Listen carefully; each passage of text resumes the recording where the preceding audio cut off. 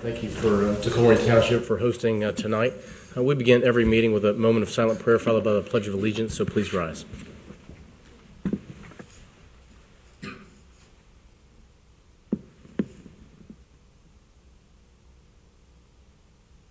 Amen. I pledge allegiance to the flag of the United States of America and to the republic for which it stands, one nation, under God, indivisible, with liberty and justice for all. Thank you all for being here. Today is our first public hearing on the Administrator's recommended 2016 Hamilton County General Fund budget. I'm Commission President Greg Hartman. To my far right is Clerk to the Board Jacqueline Paniotto. To my immediate right, County Commissioner Todd Fortune. My immediate left, Commissioner Chris Monzel. He's Vice President of the Board. To Chris's left is County Administrator Christian Sigmund. And let's get things going. And I think we'll open today by hearing from our first speaker, Dan Malloy. Dan, welcome. You have the privilege of the floor for 2 minutes. Thanks for being here, Dan. Thank you. Welcome to Colerain. I apologize for my attire. I've got a Fire Academy graduation next door, and this is the appropriate gear because I'm a graduate. So I'm here to talk about the recommendation by Mr. Sigmund relative to the 911 Center for 2016. I would just ask, and we've talked about this in several forums, that you support his recommendation as a local user and the long-term funding issue that's associated with the 911 call center. We are one of the best, and we are looked upon as a model entity within the public service 911 center operation, but funding is an issue, and as well as short-term as well as long-term. And that funding, just this past week, this current budget bill from the state of Ohio reduced the second half of tangible personal property tax to local governments. Now, it's not the level it was in 08 or 09, but it's certainly another piece of our budget's been taken away. And this recommended 5% increase that's potentially out there for the comm center is significant. We're looking at close to $800,000 from Colerain Township. And it's all relative, no matter the size of your community, wherever you belong. So this is an issue. The recommendation that Mr. Sigmund makes is important, and it's important to the local governments, but it's not the answer. We need to continue to drive forward with a long-term solution. Just appreciate your support, and thank you, Christian, for your recommendation. Thank you. Thank you, Dan. Thank you for being here. And that's all the speakers I have right now. Let me just say this is our first public hearing. We've got 3 other public hearings, one on October 26th at 6:30. That'll be at Delhi Township Administration Building. On October 28th, there'll be a public hearing at County Administration Building at 11:30 in the morning, and one that evening at 6 p.m. at Springfield Township Senior Center. So we're going to hear about the minister's proposed budgets, and then we will have an opportunity ourselves to weigh in and make proposals as we head towards voting on our 2016 budget, which I anticipate will be passed before Thanksgiving of this year. I'm going to reserve comments on the 2016 budget until we hear from our other stakeholders at this point. But again, thank you for all coming out here and getting closer to the community out in Colerain Township. Commissioner Monzel? Thank you, President Hartman. I, too, want to thank Colerain Township for hosting us tonight and for everyone coming out to have input into this budget process. As you said, it's something that we're going to work together on, and I think we have a good start here, but I'm going to reserve further comments until later as we go down the road here with our deliberations. But I do appreciate the opportunity to be here tonight, and thank Colerain again for hosting us. Thank you, Commissioner Monzel. Commissioner Fortune? Well, we'll make it a trifecta in thanking. Oh, I got to do that. There we go.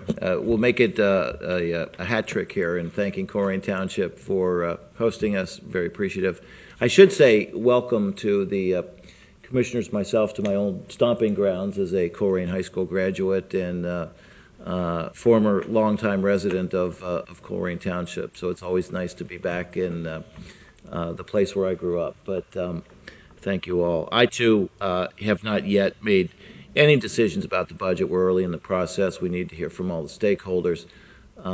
It was, I think, from county administration, a very good first step in presenting options to us and recommendations to us, including some incredibly strong, much needed and overdue recommendations in the area of economic development. So I'm looking forward to how we wrap up this budget process over the next 30 days and get the input from all of our stakeholders and citizens across the county. Thank you.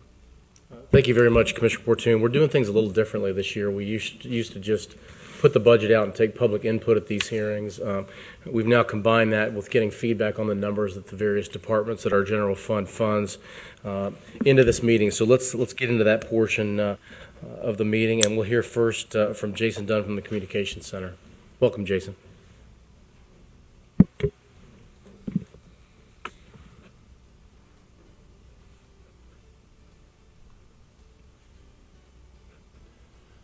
Commissioner Hartman, Commissioner Fortune, Commissioner Monzel, thank you for your time this evening.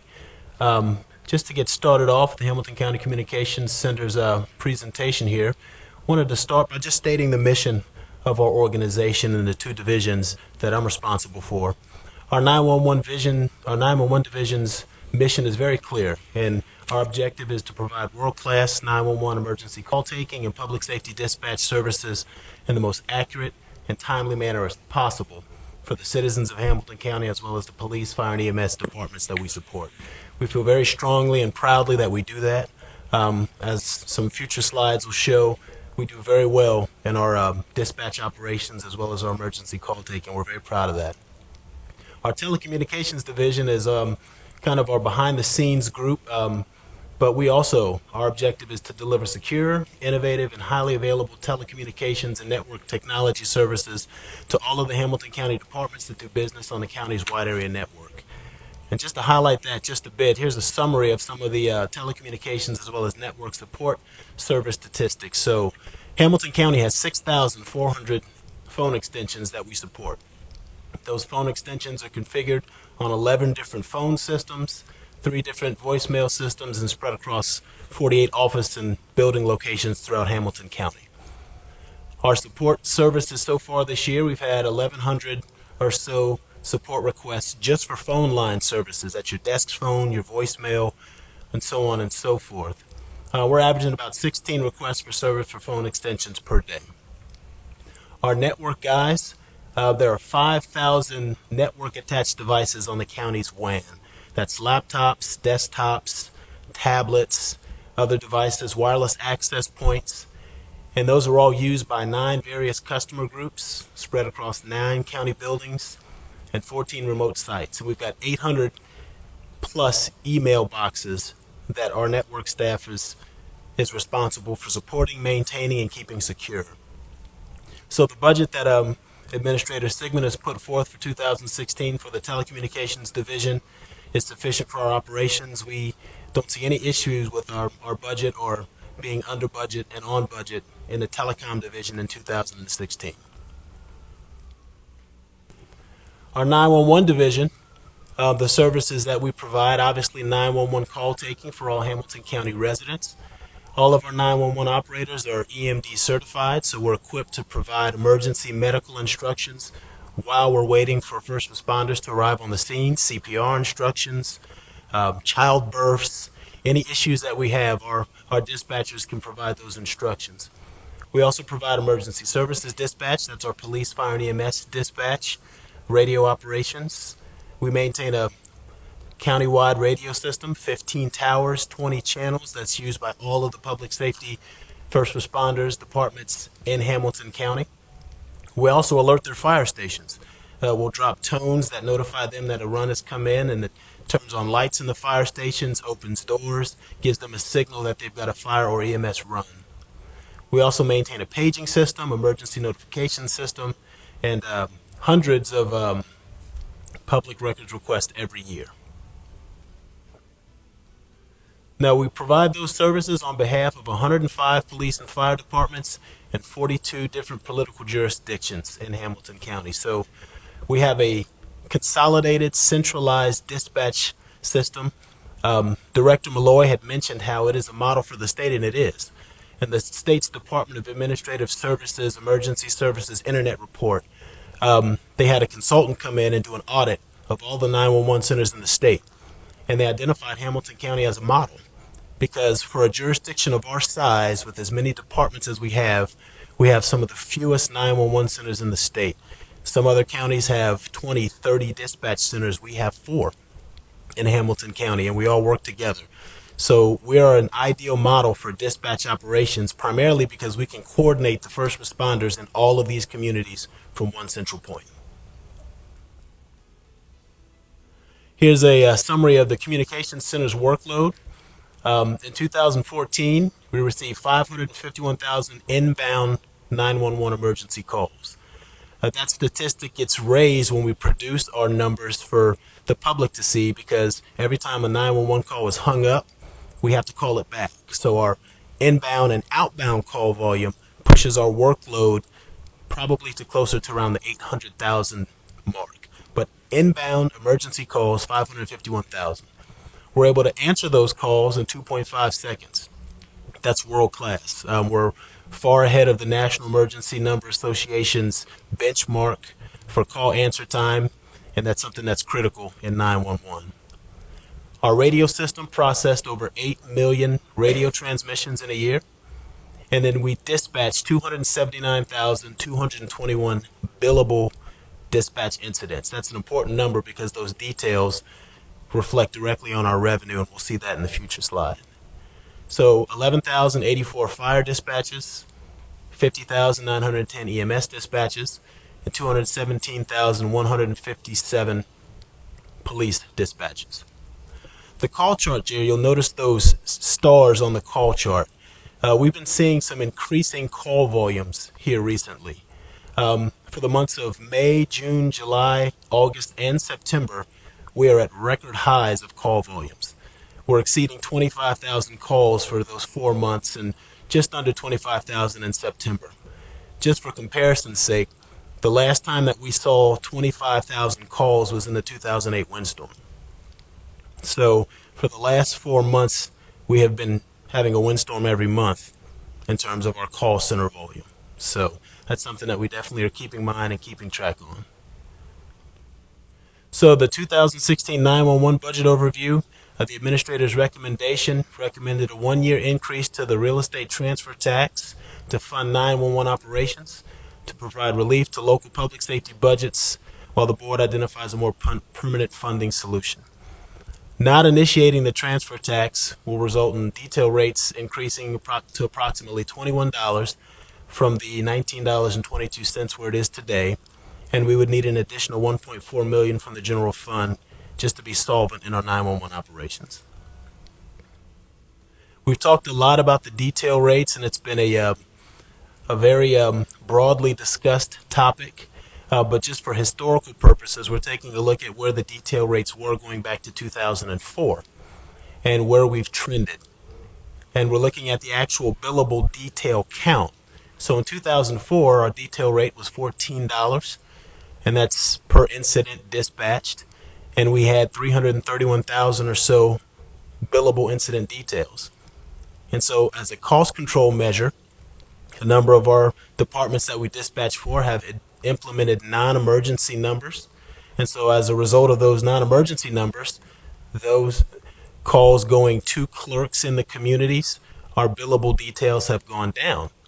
So now we're to 2015, we're at 284,000 billable details, and the detail rate is now at $19.22. And next year we're looking at possibly going to $20.95, depending on the recommendation that's made on the budget. And again, our billable details continue to decrease.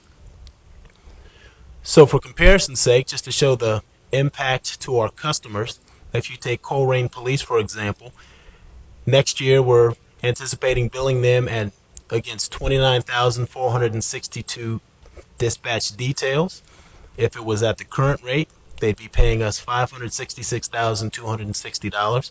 If it were to increase, that would go up to $617,000. So, and then you'll see Forest Park Police's number as well as Green Township Police. And then this also, Fire and EMS is factored into this as well. They'd be a separate billable number. So that concludes my presentation. I thank you for your time. We are very confident that we'll be able to continue to operate as needed and provide the services that we need to, but we do have a growing problem with the dispatch details. And I hear it from our police and fire departments every time I meet with them. So it's something that's very important to them, very important to us, because as we're seeing our call volumes increase, our workload increased, but our revenues decreasing, it creates a difficult challenge for us to stay on budget like we need to. Thank you very much for being here. Appreciate it. Any questions, Commissioner Monzel? No question. Commissioner Fortune? No questions, just a request, though, Director, and I would ask that you provide to us, as I would ask all of our presenters here tonight, anything that you're going to show us or the like, if you would tender copies to us of what you have, would want to retain that for our review down the road. So thank you very much. Thank you very much. Thank you, Commissioners. Mr. President, Yes, Commissioner Sigmund. Administrator Sigmund.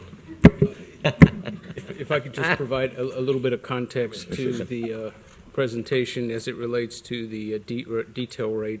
As described in the budget document, a citizen task force, the 911 Preservation Task Force, has been working for the past year to come up with funding options to address really the strangeness of the financial model out at our comm center. That final report is included as an attachment to my recommended budget and is available on the county website, but it includes a much deeper dive into the issue of operating and funding the county's 911 system. Thank you. Thank you, Administrator Sigmund. Let's go now to the coroner, Dr. Lakshmi Samarkar. Welcome, Doctor.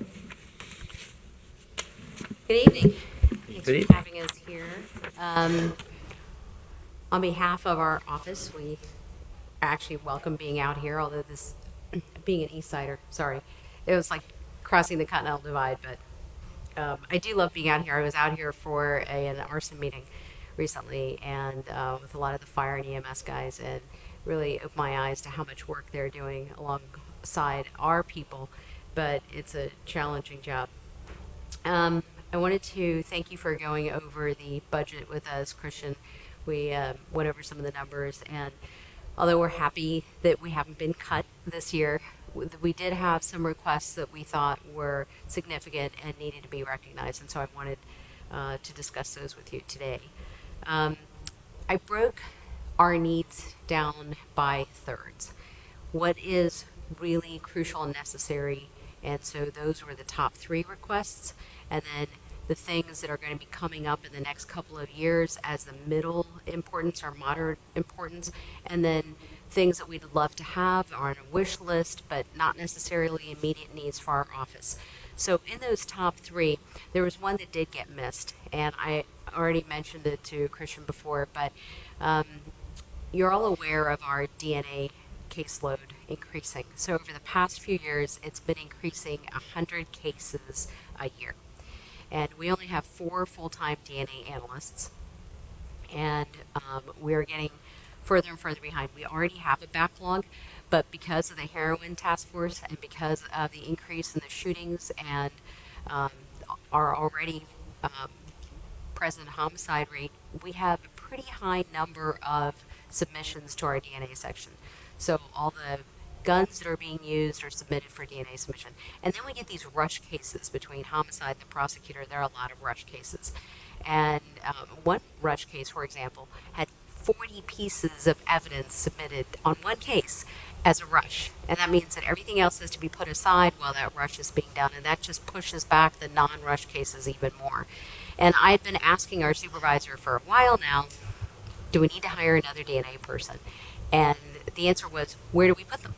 There's no place to put them. And so, yes, we really do need one, but we don't have it. And they got to the point where they just got desperate. And they said, we just can't. We're to a crucial point. We're really at the point where, we don't want any mistakes being made. And so, yes, we do need another person. And actually, she told me that the morning the budget was submitted, but an hour after it was already submitted, so I couldn't get that in. But I wanted to put that in there, that this is an entry-level position for the DNA section that we desperately need. And yes, we did find a place where we can move a little refrigerator and a couple of boxes and put a little desk and make room for another person. $42,000. So one of the other things I think we need, and you've seen this with the increase in the overdose deaths, not just in our county, but our adjacent counties, and our autopsy rates and what we're doing. Our pathologists were averaging 242 autopsies per pathologist. And Once it gets above 250, we draw the attention of the National Association of Medical Examiners, which is our certifying body. And if we go above that, we get to a probationary period when we reach a certain number, and we stand a chance of losing our accreditation. So we have been very conscious that our numbers are creeping up. So this year, we have an 8.5% increase, and we're looking at 262 autopsies. That's about where we're going per forensic pathologist. So that puts us above that 250 limit, and we're actually up for a name accreditation in December. So this is one of the points that's we've been keeping an eye on. Now it's gone up, and we really feel like we've also picked up a lot more teaching responsibilities with the University of Cincinnati and the Medical Center and the medical school. And we've also picked up, and this is a good thing or a bad thing, however you want to look at it, we have picked up a lot of out-of-county requests and business. So that those autopsies that we do for out-of-county regions, other counties, we do bill for to recoup our costs. But it does generate revenue into the office. So it's a good thing. And we picked up 2 new counties in Indiana that have requested our services as well. So that also generates more work in the crime lab, but in toxicology. But in general, doing out-of-county work is not only builds more of a rapport with our neighbors, and they're all suffering the same types of things we are, but it allows us to work with them, and we have a great collaboration for mass disasters and so forth. So the cost of an additional forensic pathologist at an entry level is $140,000. And I calculated that out. If we picked up out-of-county cases, that means, in just recouping our costs, that means 93 additional autopsies a year. Spread that out over 5 forensic pathologists, that's less than 20 additional autopsies per person. Now, if we pick up some private business, and recently I've had some requests by local hospital systems to do their autopsies for them. They have been paying exorbitant amounts of money to ship their deceased to Ohio State University. Transport costs, autopsy costs, transport back, upwards of $6,000 they've been paying per autopsy. Even if we asked for half of that for us, we would still be double what we're asking for outside counties to pay. And that's revenue generating for our office as well. So if we did a combination of picking up extra out-of-county work as well as private work, it could mean as little as maybe 50 or 60 autopsies increase in a year to make up for the cost of one forensic pathologist. But body-wise, it's to have an extra body in our office to do the work when people are off. They do testify. So there's a lot of times we don't have the full complement of people in the office because they're out testifying, they're giving talks, they're doing lectures, they're meeting with various community healthcare people, and as well as being in court and being available to the prosecutors and the defense. So that was another top tier request that I thought was important. And I think when we're moving forward and looking at where is this county, where is this coroner's office and crime lab going to be in a few years, it's going to be important that we have people like an additional forensic pathologist in place so that we don't have any gaps in service and that we're able to cover everything that we need to for the people of Hamilton County as well as our neighbors. And lastly, I know it was turned down, but an additional forensic or morgue assistant, forensic assistant. These are the people that assist the pathologists in the morgue to when they're doing the autopsies. So they'll also be the ones that receive the bodies as well as will sign out the bodies to the funeral homes when they're signed out.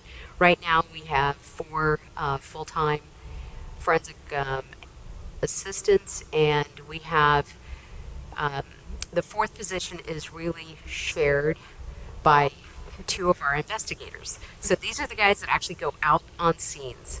So they take call, and they're on call every 4th or every 5th, and so they go out and respond to the scenes, and then the next day they may be helping in the autopsy suite in the forensic analyst and forensic scientist. So We have two of our guys back there. They have been job sharing, so half the time they're investigators and half the time they're morgue assistants.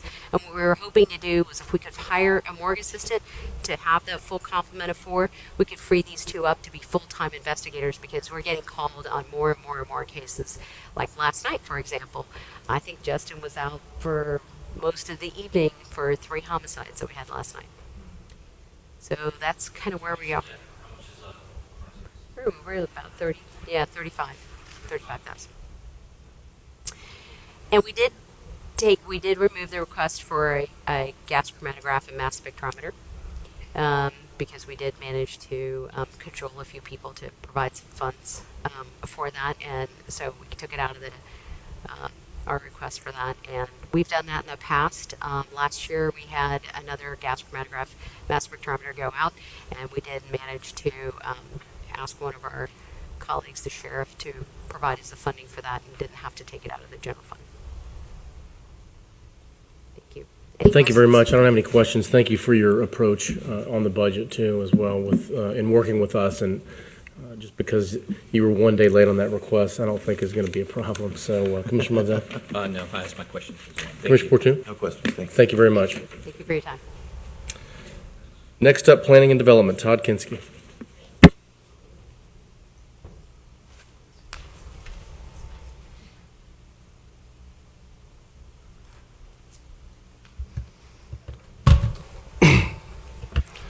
Well, good evening, Commissioners. I'm happy to be here, truly. We have a lot of good things to talk about in planning and development. There's a lot of good things going on, and I'm generally happy with the budget recommendation from Commissioner, so you did that to me, Administrator Sigmund. Just want to start off by just saying that we have a kind of a diverse department. Our planning and development used to be 5 separate departments, and we've now broken them into 2 divisions, and these are the people that run those divisions. And just pointing out that we are partially general fund, partially restricted fund, and partially federal grant. Since taking over the department in 2013, I've really been focused on a number of things. One is reorganizing the department to make it work right from a table of organizational perspective. And I really want to thank the board and administration and HR for really supporting me in that effort. And I believe that we are starting to have a department that actually looks like it was designed to be a functioning department that's cohesive. We've also been, as you know, strongly focused in improving customer service, especially in our building inspections division. And we have, I think, a great story to tell there. Your request for me at the very beginning was to analyze the problem and say, well, what do we need to do here to solve it? And I came back to you and asked for some funding, and you gave it to me. And I feel like that we have really made that work, and customer service has improved immensely, and we're hearing it, and I hope that you're hearing it as well. And also, I actually heard it today. I don't know if that was a setup by you, but I got a very complimentary email of you and your team today on how the process has become smoother and more focused on the customer, which is not usual. Anyway, go ahead. Sorry. And I would just to that comment, I didn't set it up, I promise. Is that we're not satisfied with where we are. We have more improvements to make. And we'll be coming back, later with other improvements in future budget years, and maybe next year a change that I'm going to talk about here in a minute. But the importance of transparency in the process and predictability is our number one issue. We want customers to walk through the door and get good service and get clear definitions of what the problems may be, what the options are going to be, and have no surprises. That's really what it's about. And so we've really been focused on that. We have some really good people in place. James Noyes is doing just an incredible job running our building inspections division. But we're also focused on fiscal stewardship. we analyze every penny that we get and we spend it as wise as we can. And we want to have the best run department, but do it to do it in such a way that our outside customers don't think that we're wasting money. So we look at every expense very thoroughly, and I think we've done a good job. We've also, just on that customer service piece, I just do want to mention also, as you know, that we've started these satellite building drop-offs, one being right here, and folks love that. Not that we're coming downtown is a wonderful experience, but the convenience of being able to just come here, drop it off, is we're hearing great things from our customers. Yeah, Anderson started February 1st, and for the folks that are getting zoning permits in Colerain and Anderson, they're thrilled because they're getting really one service in one spot. But for other contractors who are just not downtown or they're closer to those two locations, they're able to just drop it off, and it really delays the process one day. So they drop it off on one day, it's delivered downtown either that evening or the next day, and it seems to be working quite well. But the point I want to make there is that we're looking to improve that process, to make it better, and it's really about understanding the difference between capacity and that balance between customer service. And if we opened another satellite office, what would that do to our ability to do plan review as well as we are today? So we're continuing to look at that in the future.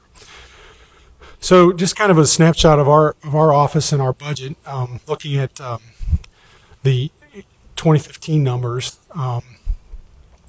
We're about $10.5 million through the three funds that are funding our office. The biggest part of it is the federal grant. Our community development office is wholly supported by the federal grant. We're not spending one dime of general fund dollars there. Restricted fund, that's all storm and water rotary. That's all of our storm operations.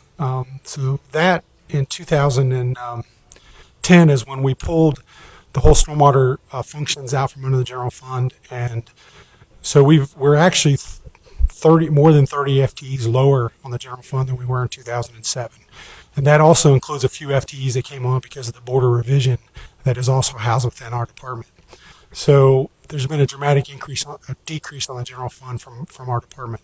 And again, just a reminder, this was 5 separate departments, and in 2007, we had $4.7 billion budget. So the recommended budget for this year from the administrator, as I said already, we're happy with it. There's a few things that are cut in there, but we can live with it. Some of it's in the salary line item, but we have some attrition that happens every year. A few other little things, we can adjust to that. So we're at this point very happy about the proposal. So just to highlight just a couple other things. As I've touched some of this already, so our focus has really been about improved service. The other thing that we're really doing is trying to improve our development regulations. This calendar year, we've gone through the process to update our subdivision regulations. We're in the middle of going through the update to the county thoroughfare plan at this point. And the county thoroughfare plan is really kind of a misnomer because it's just a map, and you have to dedicate right away per that map, and that's how it functions. And we've convened all of our partners, city partners, township partners, and we're in the process of putting together something that we think will really set us in the right direction in terms of addressing development, which is not most of our regulations that we have on the books are all the ideas that we're going to just continue to grow, and our issue in Hamilton County, while there's some of that, is redevelopment, and redevelopment is so much more challenging, and that's really, and we need to have a thoroughfare plan that addresses that. So we're working on that, and we're going to hopefully bring that to you in probably the first quarter of 2016 to adopt. And then also we're starting to work on, we've already done some preliminary reviews of some improvements to both the Hamilton County Building Code addendum as well as the county zoning code, which covers 4 townships. So beyond that, The great thing about having these 5 departments in one is that we can really work together better. And it's not 5 department heads doing their own thing. It's 5 division heads under my review, figuring out how can we work and be the best that we can be. And one example of that is we did these. We had some changes in the federal regulations through HUD. We had some money that suddenly had a timetable on it that we had to spend, and so we went out and we did these mini planning grants, and so we're doing 5 of those with some of our communities around the county that have very little capacity for doing planning work. We've also been working on things just like how do we identify ourselves?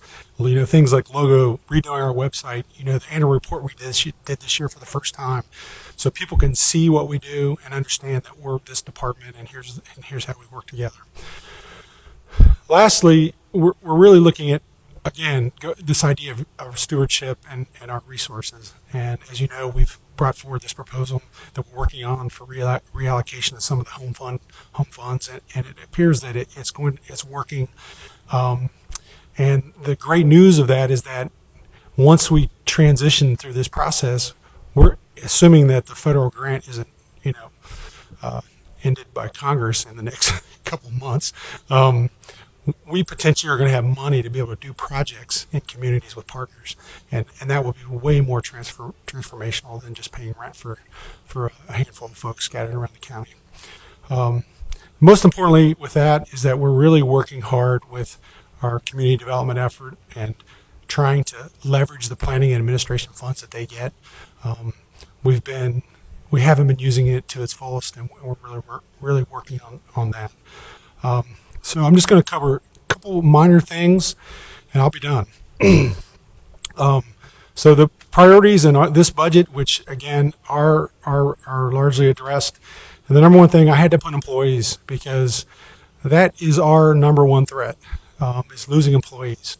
I'm not going to mention the community, but there was a job posted a few weeks ago, and I'm aware that 4 people from my department applied for that job, and it's all about salary. And you're aware of it, and I'm just saying that it's just really important for us as an agency to recognize that and to do our best to remain competitive. Secondly, we've asked for some money for some new computers for our field inspectors. We are actually moving on, transitioning to some new technology, and they're out in the field with computers that are 8 years old that aren't even that don't have wireless capability. So, we've given them smartphones this year for the first time, and it's really improved their work dramatically. It's cut down on so many communication mishaps.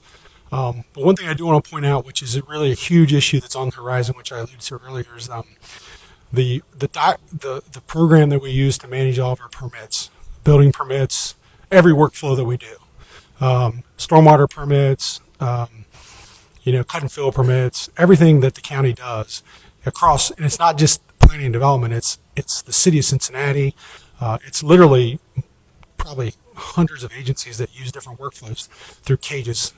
The program's called Permits Plus. Well, we've been in the process of transitioning to a web-based system, and a lot of that foundation work is done, but where the rubber meets the road in terms of being able to make it functional is converting all these workflows into a web-based system. And so we have 2 options on how that works. One, the departments pay for it, and the second is we let CAGES do it, and we have all these myriad of agencies all competing for their time to change the workflows over to a web-based system.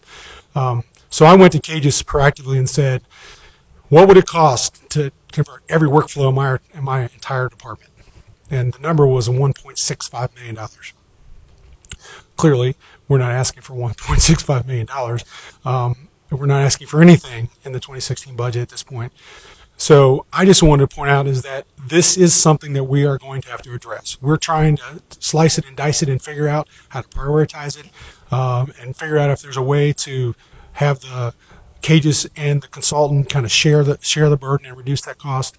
But one of the things we have talked about, and a few communities have done, is they've done a technology fee, and we're looking. So you just basically add whatever, a few dollar amounts on a permits or whatever. So we're really in the throes of the analysis right now, and my hope is that in early 2016 we're going to be coming back to you with a change to our fee schedule for permitting, and this is where hopefully we'll have that conversation in a greater detail. But we'll just see. There may be some other options out there. We're still really kind of looking at it at this point. So I just want to make you aware that that's a huge impending issue for not only planning and development, but every department that uses Permits Plus. And the last thing is that in the capital piece, we have asked for 2 vehicles for our zoning inspectors. And this is kind of a legacy issue, is that our zoning department, historically, those inspectors have always driven their personal cars and then been reimbursed through mileage. And it's been raised to us a number of times that there's some equity issues. There might be some liability issues for them as individuals driving their cars at work. We just want to have all our inspectors with the right equipment to do their jobs. And in the past, the zoning commission, when they were a separate budget, they had to choose between paying salaries and buying cars. So it was really easy. They're going to pay salaries. So that's the only major capital thing that we've requested. So that's all I have. If you have any questions, I'd be glad to. Thank you very much. Any questions, Commissioner Monzel? No question. Commissioner Fortune? Just the same request that I've made of others, if we could get a copy of your whole thing. I think the budget office already has them. Oh, we did, okay. Thank you. Okay, thank you. Thank you very much. Thank you, Todd. Next up is the Port Authority. Laura Bruner. Welcome. Okay. Next up, Ready, John Reeder. Ready's ready. Set her up for success. Yes, always. President Hartman, Commissioner Portune, Commissioner Monzel, thank you for the opportunity to speak with you tonight. Just a little bit of background. Ready Cincinnati, we are the Regional Economic Development Initiative. Our purpose is to serve a 15-county region that is the metropolitan statistical area to help any company that's looking to grow to the region or expand within the region. Our purpose is to create jobs, to help retain jobs, and of course to have an expansion of capital investment. That's our total swim lane. I always like to tell people we are not the team that handles workforce development. That's why we work with our WIBs or our education partners. We're not government affairs. That's how we work with our chambers of commerce. We don't do land banking and brownfield cleanup. That's where I look to our private developers or I look to our partners in the port authorities. Our goal, we are the sales team. We're here to find jobs and to help keep jobs in the region. So I've been in the role for 18 months, and a year ago, 8 months ago, at the end of 2014, we conducted an assessment of how we were doing in comparison to the requests for information we were getting for those looking for sites, both buildings and for land. And we talked with Administrator Sigmund and shared our results that we have some opportunity. We conducted 64 site searches, land or building, a combination of both last year. Year to date for 2015, we've conducted 46 of those RFIs. We shared with the commissioner that one of the lessons I have quickly learned is that we do not have enough product when it comes to what our customer is looking for. There were 2 lessons learned for me. One, the major issues are talent attraction. You have to have talent, but you have to have product. If we don't have sites for these end users, then we lose even the opportunity to bid for the project, to sell them on the great region, to sell them on why Hamilton County is the right place.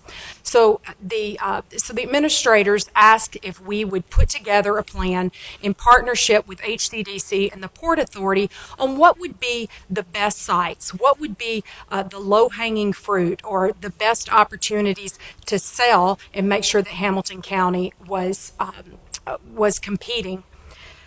I heard from one of our site consultants not long ago his quote was, "You need more sites, Jonna, and you need more that aren't developer controlled." Now, I am all about private investment and private developers leading the market, but there are some sites and there are some regions and some counties in our region that have a little bit more of a difficult ladder to climb. The reason being is that the positives in a county like Hamilton County is that you already have infrastructure, you already have transportation set up, you already have utilities in place. But what can be the challenge is that many of the sites can be old. Many of the buildings are no longer usable for today's manufacturing client, or many of them are brownfields. And my end users want to work at the speed of business. And they are not going to wait for a site to be cleaned up 18 months, 36 months, 48 months, nor are they going to wait for a cornfield to turn into an available site. So what do I mean when I say sites? We need sites that are 20 acres or more, specifically 40 acres or more. We have a real deficit in the region, but specifically in Hamilton County. 82% of the site searches that my team has done year to date have needed 20 acres or more. It pains me when we're not able to submit a site in Hamilton County. What is a ready site? Just real quickly, pad ready, shovel ready. A shovel ready site means that utilities have been run to the site. Doesn't mean they're on the site, but they've been run to the curb. It also means a phase 1 and 2 environmental have been done. It means any old infrastructure has been taken down. It means it's ready to go vertical. Pad ready means the utilities are already to the site. Literally, they could start building tomorrow. I appreciate the point that many of our communities love lifestyle centers, want retail, and I'm not opposed to that. I know that's important to our communities, but I can't stress enough that it's important for us to also think about manufacturing and industrial. And that is our sweet spot in this area because of our transportation corridors, because of our easy access to the buying public, and we need to be sure that we're readying sites for manufacturing and for industrial. I'll just say that the Brookings Institute says that a manufacturing job on average per week pays $943. A non-manufacturing job pays $786 per week. So I'm just a good old country girl, but I think I know which one we would prefer to have. And I think it's about a balance in this county and across our entire region. I am happy to share any stats of how well we're doing this year, how well we're doing in the constraints and confines that we have. I would just say that it is so important for us to think about readying sites, and we're working with our education partners on the talent piece, but if we have a ready site, that is the first obstacle for any company looking to relocate to the region or being able to expand in the region. I appreciate your consideration of the Site Readiness Fund. I think that's forward thinking. I think that's exactly where we need to be taking our opportunities. And I also appreciate your ongoing support of Ready Cincinnati. Thank you very much, Gianna. Laura? Any questions? I'm sorry. I have no questions. Come back. No questions, Commissioner Bordeaux? No questions, just thank you, John. I thought that was very direct presentation on what's necessary, and appreciate it very much. Thank you, Commissioner. Appreciate your partnership. Thank you, Laura. Good evening. First, I wasn't paid for this, but I want to say how much we've enjoyed working with Todd Kinski as he's redesigned his department, and it's another great collaboration for us to have, along with the collaboration that we've had with Reddy and under John's leadership. We really have a lot of seamless work going on. I want to thank you, commissioners, for the opportunity tonight to advocate for the administration's recommended $2 million capital grant to fund redevelopment of industrial land within the I-75 corridor. The county's 2013 SEDS report very boldly outlined opportunities for the county to accelerate development here. I want to first thank you for your $1 million grant to fulfill the goal of bringing the Southwest Ohio Regional Bond Fund to life. We are now in direct competition with the rest of the state. We are on par with them in being able to offer that bond fund. Tonight we're here to discuss another one of SED's plans to bring underutilized brownfield sites back to productive use.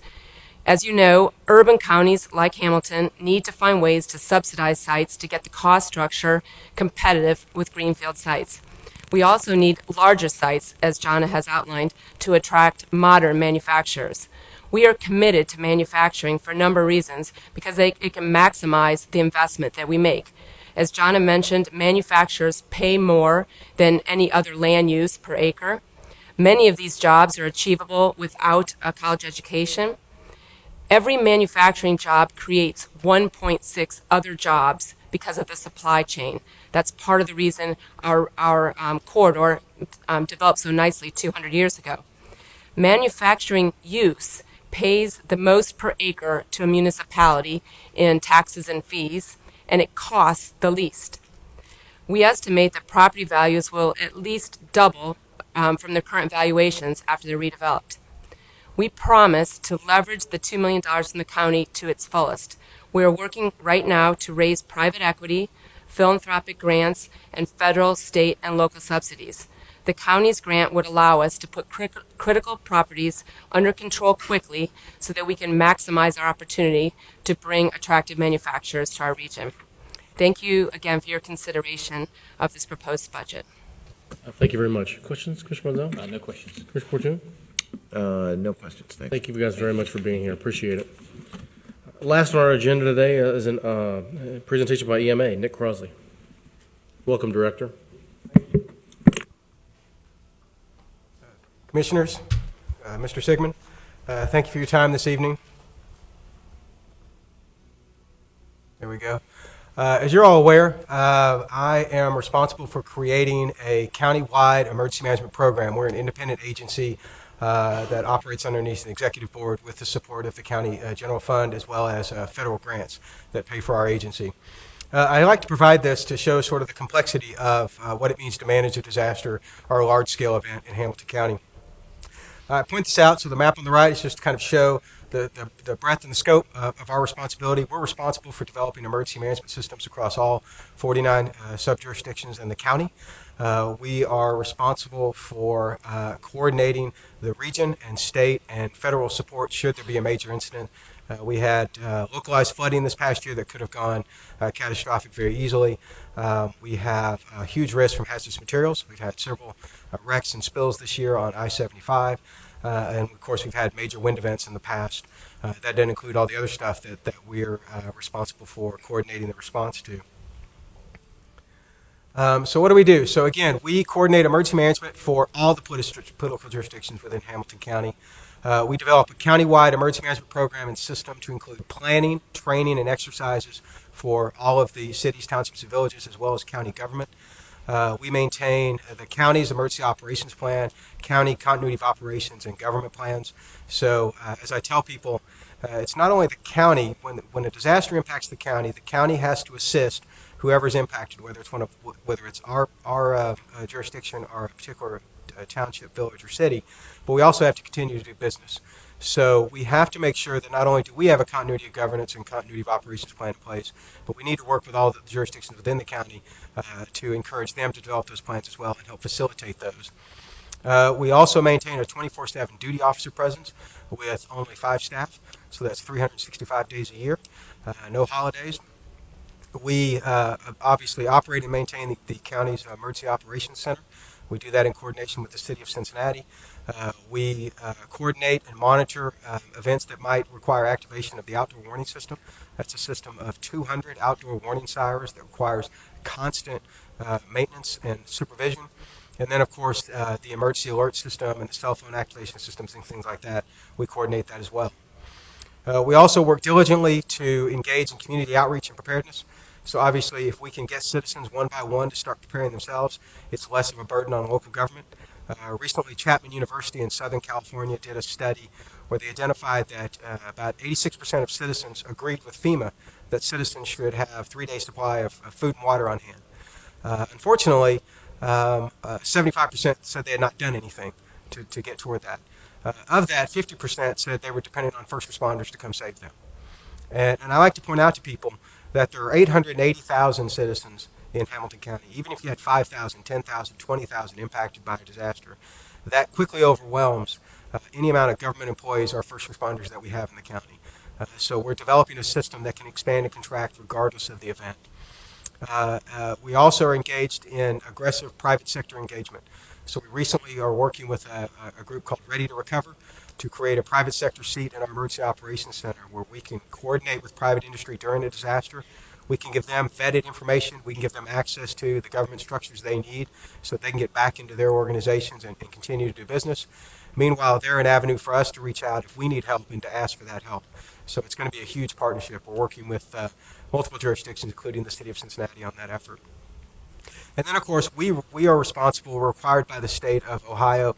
We manage all Homeland Security grants that come into Hamilton County. And currently, as you'll hear later, we are managing the assets we purchased with over $25 million in grants. And again, we're doing that with 2 people. I have an audit coming up in November from the state where they're asking where an iPad was that we bought for $1,200 out of $25 million. That's to the minutia that they're requiring us to track equipment. And then we get about $1 million a year, just under. Yes, we do. It's in the Fusion Center. Well, and so that's part of the whole management process that we have to do with people. And then, of course, we get anywhere between, I would say, $750 to $1 million a year in more Homeland Security grants that we have to manage. And the way that grant management works is now we have a 3-year window to spend the money. So as the equipment is purchased, that's a tedious process that you have to do to buy the equipment, distribute the equipment, and monitor the equipment. And then we have to monitor the equipment for 3 to 5 years after the grant closes. So a total life of a grant could be 7 to 8 years. And these are compounded we're going back to 2004 right now, all the way to 2016. So that takes us all the way to like 2024 with all of these grant management processes. So our 2015-2016 challenges, we recently lost the Urban Area Security Initiative grant that helped the region. With that, we're losing, all told, 4 staff positions that I'm working to figure out how we're going to absorb that, and I'm doing that in a few unique ways. We have an outdoor warning system that, while seeming new, it was finished about 5 years ago, is out of warranty, if you will, which was dependent a lot when we had a problem. Now we're having to basically monitor that system and fix it on a daily basis. And so far this year, we spend about $11,000 to $12,000 a year just on electricity, and we've spent almost $40,000 fixing problems with the system, which you have batteries that power the radios, and then you have the batteries that power the sirens as backup power sources, and all of those have to be cycled and replaced. So we're actually having to divert a staff member to about 30% of their time just to make sure that system is up and running due to the public's dependence on that system for notification. As I said, with grant management, we have $2.2 million in open grants. We're managing assets of $25 million in grants going back to 2004, and we're adding $1 million a year. Of course, my goal being us being more successful in getting more grants as we go forward. And then, of course, we were challenged by what has not been done in the past, and I've been here since February and fully believe that my responsibility is to the county and make sure that their departments and agencies are ready to respond to disaster to help in the county and recover quickly so that we can ensure economic development, we can ensure that we can provide all the services that we're supposed to provide. But we also need to ensure that the jurisdictions in Hamilton County are prepared and they have a system that fits into the national model.